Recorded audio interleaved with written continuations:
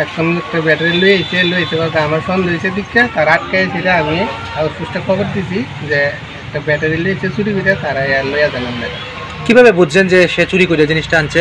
যদি কিছু লোক বুঝতে পারি যে ড্রাগস পার্টি এরকম বোঝা যায়।